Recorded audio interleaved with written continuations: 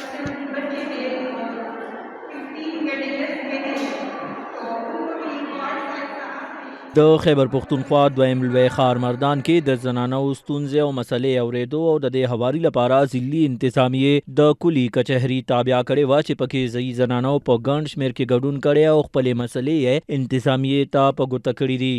زنانو لپاره د کلي کچهري په هکله ایډیشنل اسسټنټ کمشنر ډاکټر نتاشا سنبل او ایډیشنل اسسټنټ کمشنر شګفتا سرور سنو پښتونخوا ته صدا رنګ ویلي دي.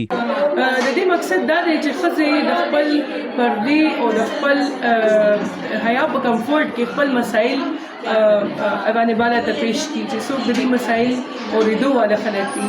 موږ سره دلته کې الموسټ ټول 9 ډپارټمنټس کسان موجود وو، د ډي ایچ او هیلث نه واخلې ټي ایم اے اور ډفرنٹ چې کوم چایلډ پروټیکشن والا دي، سوشل ویلفیئر والا دي، هر قسمه لائن ډپارټمنټ والا کسان موږ سره موجود وو اور دا ډېر کامیابی سره دا کلي کچهري وشوه. ख़वातीन ने भरपूर शिरकत की और हमारे जो लाइन डिपार्टमेंट्स के लोग हैं वो सारे इधर मौजूद थे. हमने ख़वातीन के मसले सुने और बहुत सारे ऐसे मसले थे जिनको हमने ऑन स्पॉट भी हल की, जिस तरह हमारे सफाई के मसले हो गए और हमारे स्कूलों में जो डेंगू स्प्रे करने का मसला था, ये सारे मसले और जनरली भी बहुत सारे मसले थे जिनको हमने एड्रेस कर लिए. PSI सफीना वیلي دي د زنانو کلي کچهري او غورګام دیو په کار د چې دلته پورته کړې شوې مسلې حل کړې شي. और ये एक बहुत अच्छा इनिशिएटिव है जहाँ पे फीमेल्स आके तो खुल के बात कर सकती है, जो कि मेल के सामने नहीं बोल सकती, तो वो हमारे फीमेल के सामने इजीली बात कर सकती है खुल के.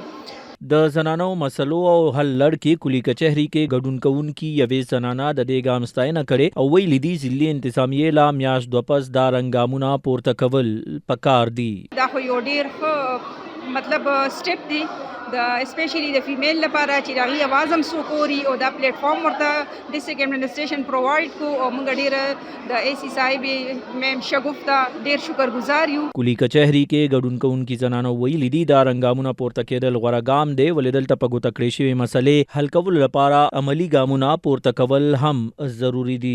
بلخوا مردان انتظامیې د زنانو مسلې په ترجیحي بنیادونو حل کولو باور ورکړی دی. سنو پښتونخوا لپاره مردان ارشد علي خان.